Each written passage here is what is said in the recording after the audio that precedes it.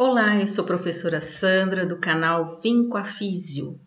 Você sabe a semelhança que existe entre a doença de Alzheimer e o mal de Parkinson, ou também conhecido como parkinsonismo ou doença de Parkinson? Logo depois da vinheta, nós vamos conversar sobre isso.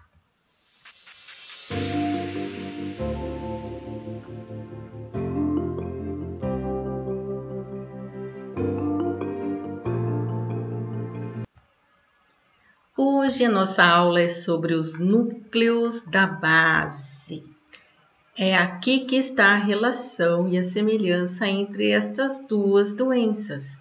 Na verdade, elas não têm semelhanças quanto ao quadro clínico, mas sim sua origem é nesta região do cérebro, ok? Vamos lá então ver o que são esses núcleos da base. Mas antes, nós precisamos relembrar qual é o conceito de núcleos em relação ao sistema nervoso central, principalmente ao encéfalo. São grupamentos de corpos de neurônios que estão organizados e inseridos dentro de substância branca. E lembrando que esses corpos de neurônios compõem a substância cinzenta. Então, esses grupamentos, que nós chamamos de núcleos, eles são encontrados em várias regiões do encéfalo. Nós já vimos na aula de cerebelo que existem núcleos dentro da substância branca cerebelar. Existem também núcleos dentro do tronco encefálico. E hoje a nossa aula se refere principalmente aos núcleos da base, que estão na região mais profunda do cérebro. Eles estão muito internos e na base do cérebro. Hoje nós vamos falar um pouquinho mais sobre eles. E quem são eles? Quais são os núcleos da base? Isso gera alguma divergência entre alguns autores, mas de modo geral, nós temos grupos de neurônios que trabalham principalmente com funções motoras e outros que estão mais ligados aos aspectos da emoção. Aqui deste lado estão os principais que trabalham com função motora. Alguns autores não consideram que todos pertençam aos núcleos da base, porém, devido à função e à grande ligação que existe entre eles, muitos sugerem que todos eles pertencem aos núcleos da base. Vamos lá, então. O núcleo caudado, o putamen e o globo pálido. E estes são os núcleos que são chamados também de corpo estriado. Existem também outras nomenclaturas para só o caudado e o putamen, que são chamados também de neoestriado ou simplesmente estriato, e o globo pálido como pálido. A substância negra pertence ao mesencéfalo, que está anatomicamente no tronco encefálico, mas funcionalmente ela trabalha muito com estes outros núcleos aqui. E o núcleo subtalâmico, pertencendo ao diencéfalo, segundo alguns autores, também exercem funções importantes com conexões com estes núcleos aqui. O claustro, o corpo amidaloide ou amígdalas cerebrais, o núcleo accumbens e o basal de Maynard são núcleos mais envolvidos com o sistema límbico. São um sistema que que dirige as nossas emoções, junto com outras áreas do encéfalo. Bom, neste desenho, nesse esquema, nós vemos a representação dos núcleos da base. Então, eles são bem internos. Em roxo, aqui nós temos o núcleo caudado, que ele tem várias divisões, cabeça, corpo e cauda do caudado. O putamen, que está bem ligado ao caudado. E o globo pálido em verde, que tem duas partes, a sua parte lateral e a sua parte medial.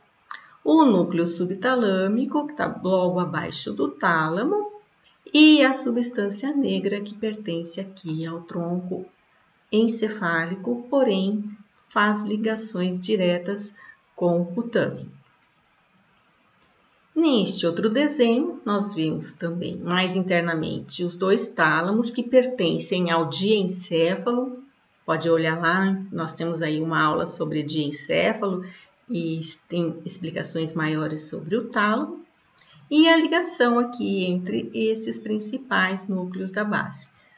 O caudado, o putamen, aqui à frente o corpo amidaloide ou amígdalas cerebrais. Lembrando que eles são representados nos dois hemisférios, tanto o direito quanto o esquerdo. E aqui num desenho mais aumentado, a relação e a localização desses núcleos da base em relação aos ventrículos laterais, que também são pontos de referência para a localização dos núcleos. Neste corte frontal, se pegarmos o cérebro e fizermos um corte aqui, tirarmos uma fatia e virá-la de frente para nós, nós vamos ter este mapeamento, né? Esse é um desenho esquemático mostrando como eles estão divididos em fatias aqui no corte frontal. Então, aqui nós temos o tálamo e os núcleos da base nesta região aqui dentro de substância branca. Aqui mais externo é o claustro, aqui o putamen e essas duas partes do globo pálido. Nesta figura nós só conseguimos ver parte da cabeça do caudado. Então essa é um corte que mostra apenas algumas partes dos núcleos da base. O claustro, nessa imagem 3D, nós conseguimos ver que ele é o mais externo, ele que tem maior relação, aqui ó, vamos nessa outra figura, com o córtex da ínsula. E parece, né, não é muito claro ainda quais são as funções do claustro, mas parece que ele está ligado com a atenção visual, ele mantém conexões com o tálamo, na região do pulvinar do tálamo, onde existem neurônios que captam informações visuais. Mas ainda é necessário maiores pesquisas. Aqui o putamen, né, e globo pálido mais interno. Então, a relação do claustro, que é esse grupo mais afilado aqui e é o mais externo de todos. O corpo amidaloide tem grande relação aqui com outra estrutura do diencéfalo, que é o hipotálamo, que ajuda a regular, através de hormônios e neurotransmissores, são as nossas emoções, ok? Então, o corpo amidaloide também tem ligações com os outros núcleos da base, tem grande envolvimento aqui com o que nós chamamos de sistema límbico, e tem função de regular as nossas emoções. O núcleo accumbens, que fica neste desenho aqui, ele fica bem na região anterior aqui ao diencéfalo, ele também fica abaixo do globo pálido, e ele são núcleos, né, são neurônios, na verdade, que tem função com o nosso sistema de recompensa. Existem circuitos aqui entre o núcleo accumbens e a área tegumentar ventral no tronco encefálico, que é responsável pela maioria da produção da nossa dopamina, que é um neurotransmissor. E neste circuito está envolvido com recompensa. Se você faz uso de alguma substância ou você tem alguma emoção gratificante, algo que te traga prazer, é esse circuito entre essas duas regiões, esse núcleo accumbens e essa região do tronco encefálico, que vai ser bastante ativada. E então se forma um verdadeiro reforço para você continuar fazendo aquelas ações, consumindo determinadas substâncias. E estão envolvidos com a emoção, com o sistema límbico também. Aqui nesse outro esquema, né, nós vemos aqui algumas vias dopaminérgicas, são neurônios aqui tanto da área tegmentar ventral no tronco encefálico como substância negra, que nós vamos ver esse outro núcleo mais à frente, envolvidos com a produção de dopamina. Então, esse circuito aqui, ele é bastante ativado quando nós queremos reforçar algum comportamento. O núcleo basal de Maynard, ele é mais inferior aqui, né, nessa região dos núcleos da base, e ele está envolvido com memória, com as áreas corticais de memória, o hipocampo. Nesta outra figura, nesse corte frontal, nós vemos que o núcleo basal de Maynard está localizado em uma área do encéfalo que nós chamamos de substância inominata. Eles fazem conexões com vários núcleos e principalmente com as regiões de memória. Bem, eu vou explicar para vocês aqui um dos circuitos relacionados com o planejamento motor, com o controle motor, que é a alça motora direta, ou seja, são as conexões que acontecem entre o córtex encefálico e estes núcleos da base. Como é que isso funciona? Como é esse circuito? É um circuito básico. Bem, quando as áreas corticais frontais, neurônios do córtex frontal, pensam em algum movimento, não é? Na verdade, quem pensa é a mente, né? O pensamento vem da mente e esses neurônios são ativados. Eles vão ativar os neurônios do putame.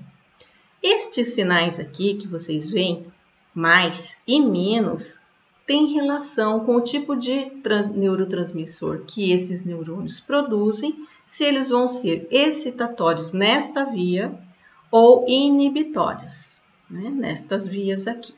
Então, o córtex frontal envia um estímulo excitatório para os neurônios do putame. Por sua vez, os neurônios do putame, eles enviam um sinal inibitório para o globo pálido. Então, a função do putame, quando bastante ativado, é inibir o globo pálido. O globo pálido, ele também tem ação inibitória sobre o núcleo principal aqui do tálamo, que é o ventral lateral do tálamo, e ele faz com que estes núcleos do tálamo não enviem informações para a área suplementar, né? A área motora suplementar, que é uma área envolvida com planejamento e controle motor. Se estes núcleos estão sendo inibidos, eles estão dizendo assim para essa área: olha, não é para fazer movimento agora, ok?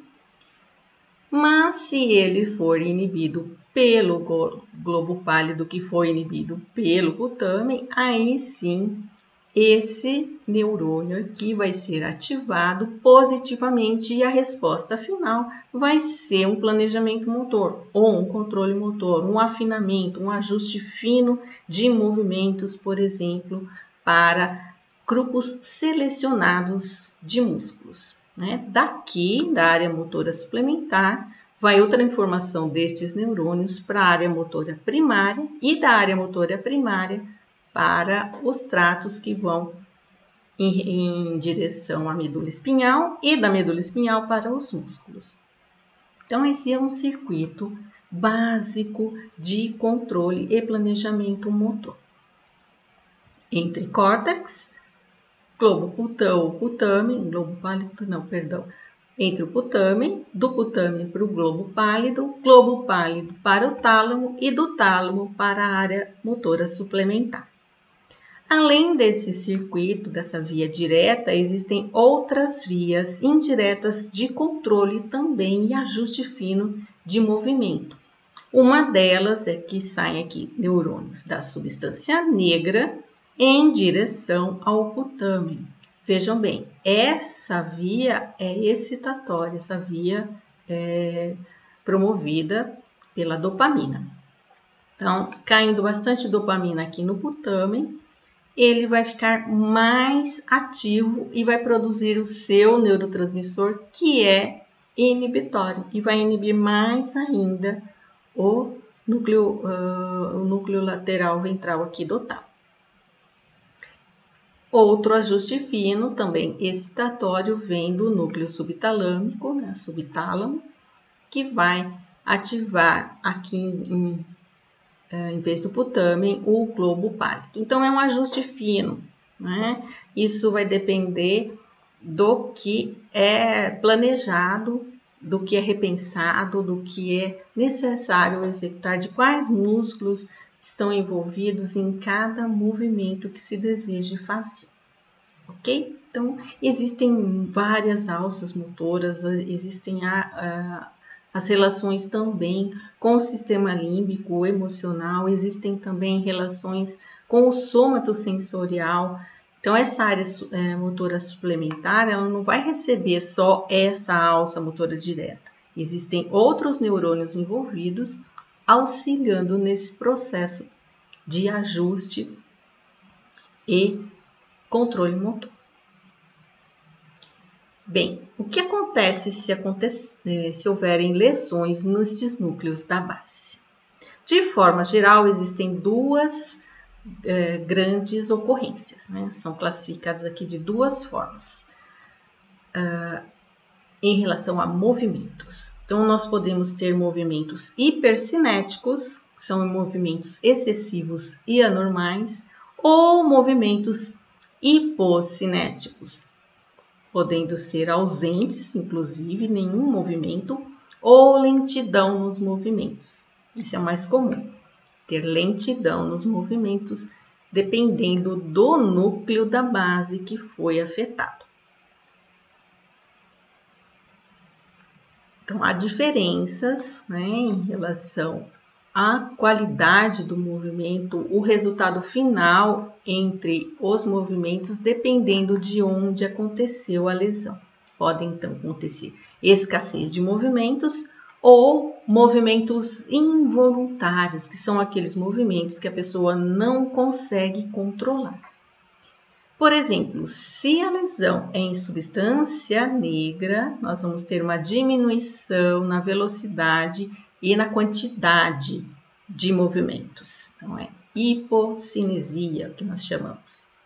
Se a lesão for no neoestriado, ou seja, no caudado ou no putâmen, nós vamos ter, como resultado, movimentos oscilatórios lentos, como se a pessoa estivesse tocando um piano sem controle, né? Os dedos se mexem lentamente, mas ela não consegue controlar isso.